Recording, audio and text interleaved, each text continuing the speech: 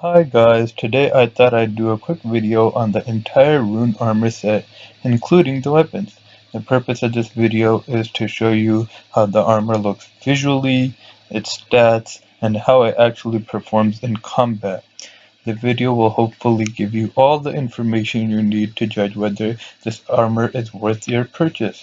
Let me just clarify from the beginning, this is the base Eldrarune armor and weapon set. First off, I did make this armor myself. It requires 90 smithing to make. It costs roughly 500k GP for the whole armor, including the weapons, which are the Rune 2H, the dual wielded swords, and the shield. The armor is a tank armor, which means that the armor has high defensive stats but no offensive stats. So let's get into my least favorite part of this video, which is stats on paper. I will list off the pieces of armor from top to bottom and list off the stats for each piece of armor. I will give each piece of armor a few seconds of time so you guys have enough time to read the stats if you want for yourself. Since this is my least favorite part of the video, as I've already said, let's try to get through this as quickly as possible so we could get to the more fun parts like testing the armor in the game.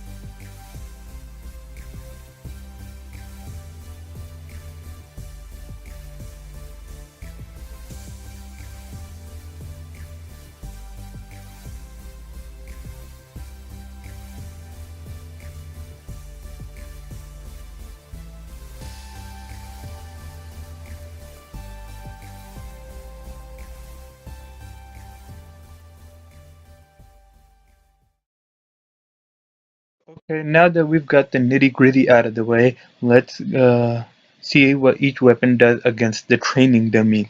I do not use single or dual-wielded weapons that often, so you guys could get a quick laugh out of my action bar. I will not have commentary on the actual hits. You guys could judge those for yourself, see what you think. I am, in fact, 99 in both strength and attack, so these should be max hits without any boosts applied. Now let's get into some actual monsters. I will be doing one melee monster and one range monster to show you what the weapons do against a monster which they are powerful against versus what they do against a monster which they are weak against. I will not be using any boosters such as amulets, rings, prayers, or potions because I am testing the abilities of the armor and weapon only. I know this is not the case when you guys go to fight the monster, but let's just test the abilities of the armor on their own first. So this is also my first impression on the video.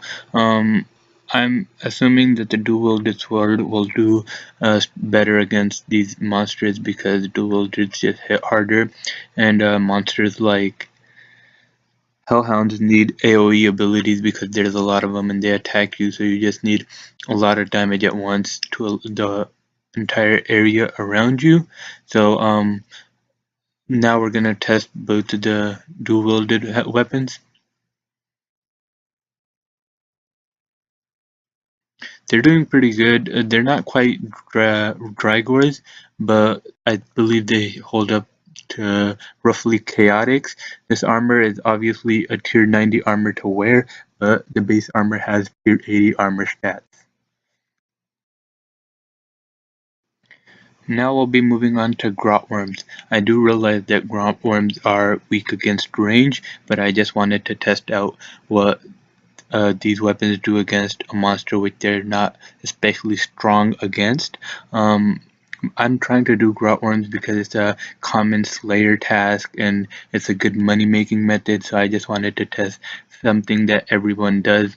Hellhounds are often given as a slayer task too, so I thought this armor could be used for slayer.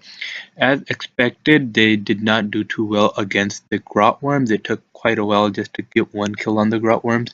Obviously, the grotworms have more HP than the hellhounds, but still, it like killed them really slowly. And the I don't know why, but the accuracy was really pretty bad on these. So it kinda underperformed in my experience against the grotworms. Even the two-edged sword, it was not hitting as hard as I anticipated. So overall, yeah guys, this is about the video, and thank you for watching, and I hope you enjoyed.